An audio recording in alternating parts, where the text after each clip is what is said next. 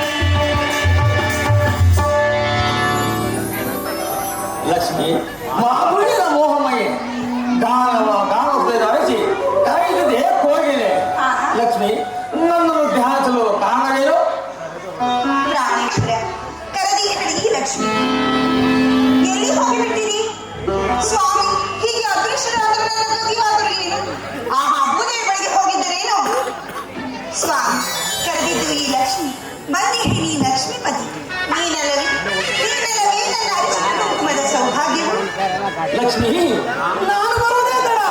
ನಿನ್ನ ಭಕ್ತಿ ಎಂಬ ಪಾಶವನ್ನು ನನ್ನ ತೋಳಿಗೆ ಅರ್ಪಿಸಲಿಲ್ಲ. ನಿನ್ನ ಇಚ್ಛೆ ಪರಿಪೂರ್ಣವಾಗಲಿ.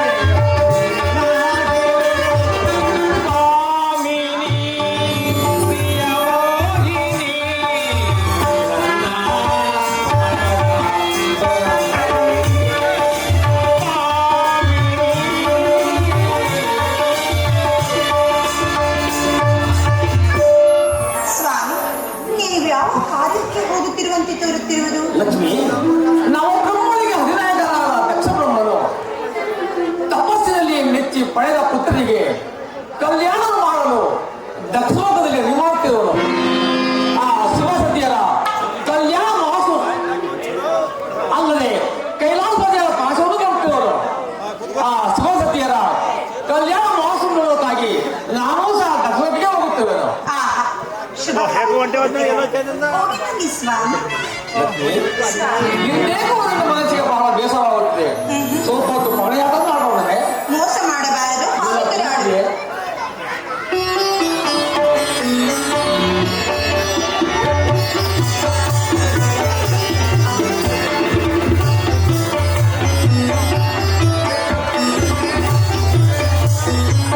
ಪ್ರಾರಂಭಿಸೋಣವೇ? ಲಕ್ಷ್ಮಿ, ಮೋಸ ಮಾಡಬಾರದು. ಇಲ್ಲ ಪ್ರಿಯೆ, ನಿಮ್ಮನ್ನು ನಂಬುವುದೇ ನೀವು ನನ್ನ ಪ್ರಾಣ ಕಾಂತೆ, ನಿನಗೆ ನಾನು ಮೋಸ ಮಾಡುವುದೇ? ನೋಡುವೆನು.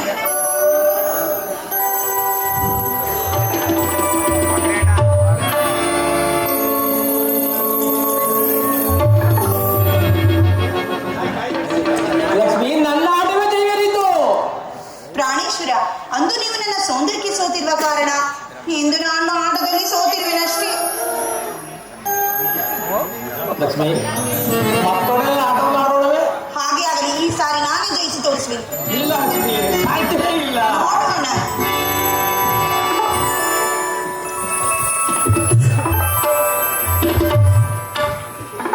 ಲಕ್ಷ್ಮಿ, ಇವಾಗ ನೋಡಿದ್ರೆ ನನ್ನ ಆಟವೇ ಜಯರಿತು.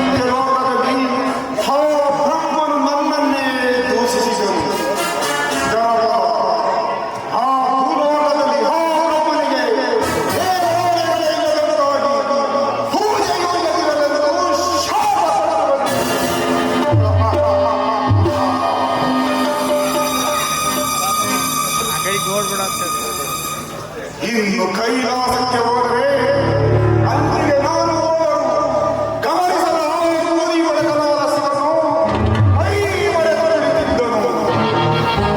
ಪರಿಣಾಮ ಜಗತ್ತಿನಲ್ಲಿ ಶಿವನನ್ನು ಇನ್ನು ಮುಂದೆ ಲಿಂಗರು ಅದನ್ನು ತೋರಿಸಲೆಂದು ಶಾಪ ಬಂದೆನು.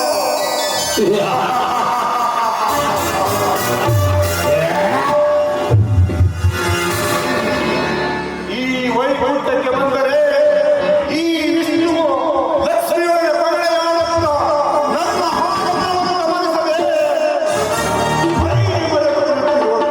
ಛೇ, ಇದನ್ನು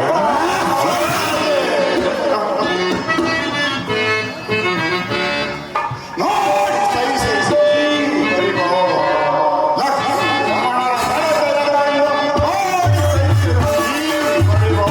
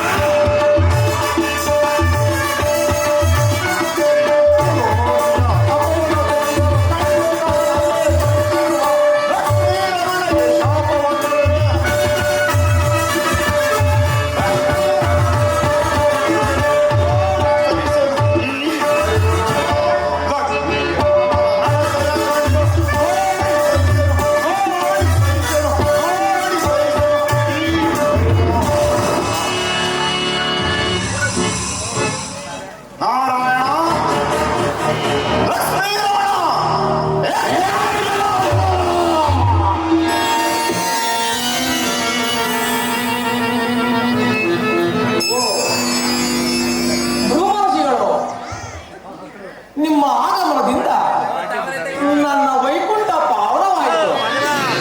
ನಿಮ್ಮ ಪವಿತ್ರ ಪಾದಗಳ ಸ್ವಂತಿ ನಾನು ಧನ್ಯನಾದೆ. ಬನ್ನಿ ಮಹಾತ್ಮರೇ, ಈ ಪೀಠದಲ್ಲಿ ಕುಳಿತುಕೊಳ್ಳಿ.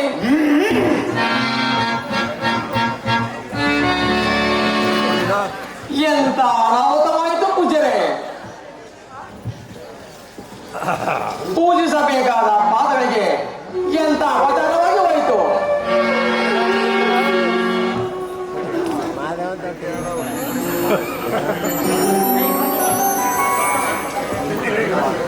ನಿಮ್ಮ ಪವಿತ್ರ ಪಾದಗಳಿಗೆ ಅದೆಷ್ಟು ನೋವಾಯಿತೋ ಏನೋ.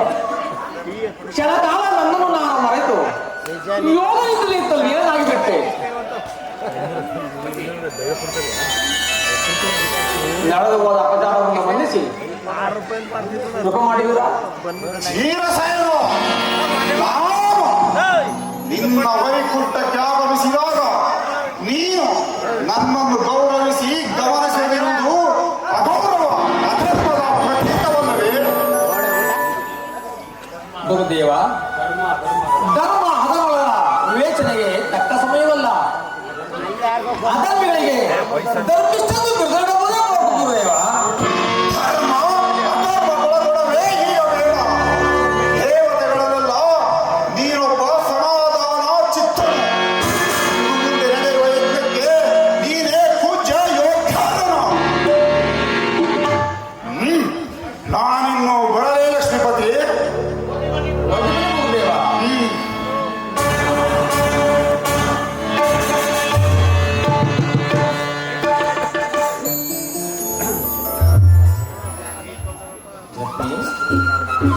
ಪ್ರಿಯೆ, ಮನೋಹರೇ, ಏಕೆ ಕಣ್ಣಲ್ಲಿ ನೀರು?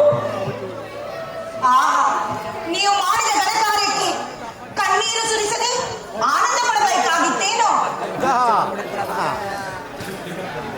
ಸೃಷ್ಟಿಕರ್ತನಿಗೆ ಜನ್ಮ ಕೊಟ್ಟ ತಂದೆಯನ್ನು ಒಬ್ಬ ಅಲ್ಪ ಮಾನವನು ಅವಮಾನಿಸಿ ಬಿಟ್ಟನಲ್ಲ ಸ್ವಾಮಿ.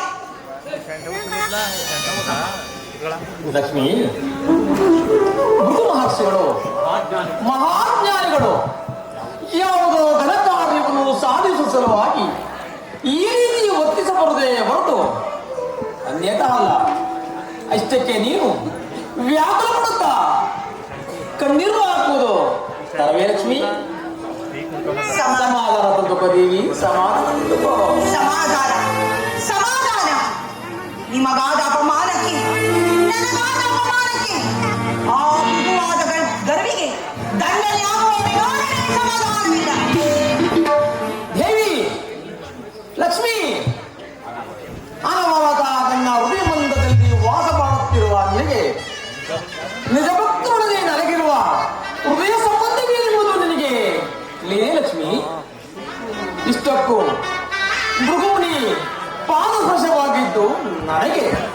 ನಿಮಗಲ್ಲ ನಿಮಗಲ್ಲ, ಅವನು ಒದ್ದಿದ್ದು ನಾನು ವಾಸಿಸುವ ನಿಮ್ಮ ವಾಸಸ್ಥಳಕ್ಕೆ, ಶ್ರೀದೇವಿಯ ನಿವಾಸಕ್ಕೆ. ಆ ಗರ್ವಿಗೆ ದಂಡನೆಯನ್ನು ನೀಡದೆ ಅವರನ್ನು ನಮ್ಮೆದುರಿನಲ್ಲೇ ಕೊಂಡಾಡುವಿರಲ್ಲ, ಇದು ಸರಿ ಏನು? ಲೋಕಮಾತೆ, ತಾಯಿಯ ಮಡಿಲಲ್ಲಿ ಮಲಗಿರುವ ಮಗು ಅಳುತ್ತ ತಾಯಿಯ ಜೊತೆಗೆ ಕಾಲು ಚಾಚಿದರೆ ಎತ್ತ ತಾಯಿ ರೋಷದಿಂದ ಅದನ್ನು ಬಿಸಾಡುತ್ತಾಳೇನು? ಕಾಲಿನಿಂದ ಒದ್ದು ಘಾಸಿಗೊಳಿಸಿದವನಿಗೆ ಪ್ರೀತಿ ಸದಾ ಕಾಲ ನಿಮ್ಮ ಕಮಲ ಸೃಷ್ಟಿಯಲ್ಲಿ ನಿರತಳಾಗಿ ನಿಮ್ಮ ಪಾದವನ್ನು ಆಶ್ರಯಿಸುವ ನನಗೆ ಬೇಡದ ನೀತಿ. ಹಾಗೆ ಭಕ್ತನಿಗೂ ಭಗವಂತನಿಗಿರುವ ಪ್ರೀತಿ. ನಿಮ್ಮ ರೀತಿ ನೀತಿಗಳು ನನಗೆ ಬೇಕಾಗಿಲ್ಲ. ಎಲ್ಲಿ ಎಲ್ಲಿ ಈ ಮಹಾಲಕ್ಷ್ಮಿಗೆ ಗೌರವವಿಲ್ಲವೋ, ರಕ್ಷಣೆ ಇಲ್ಲವೋ, ಅಲ್ಲಿ ಕ್ಷಣ ಮಾತ್ರವೋ ನಾನಿರುವುದಿಲ್ಲ.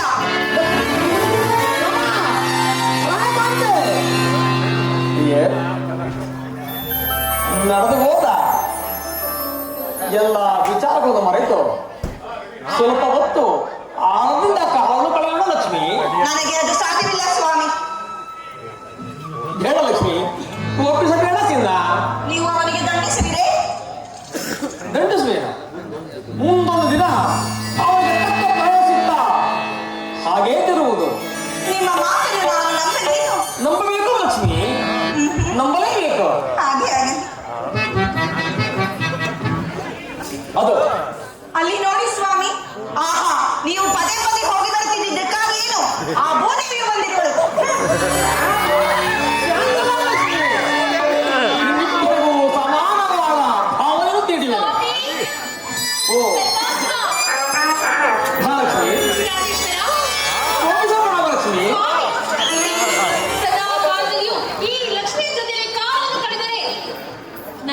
ಹೊರಗೆ ಬರುವುದು ಯಾವಾಗ ಸ್ವಾಮಿ? ಲಕ್ಷ್ಮಿ, ನೋಡಿದೆಯಾ ನೀನು ಬಂದರೂ ಅವರು ಲಕ್ಷ್ಮೀ ಲಕ್ಷ್ಮೀ ಎಂದೇ ಹೇಳುವರು. ಹೌದೌದು, ನೀನು ಆ ರೀತಿ ಮೋಡಿಯನ್ನು ಮಾಡಿದ್ರೆ ಬಿಡುತ್ತದೆ ಸ್ವಾಮಿ. ಸ್ವಾಮಿ ಬಿದ್ದ ಮೇಲೆ